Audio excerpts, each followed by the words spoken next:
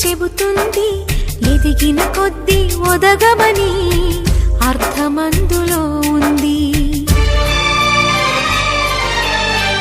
అపజయాలు కలిగిన చోటే గెలుపు పిలుపు వినిపిస్తుంది.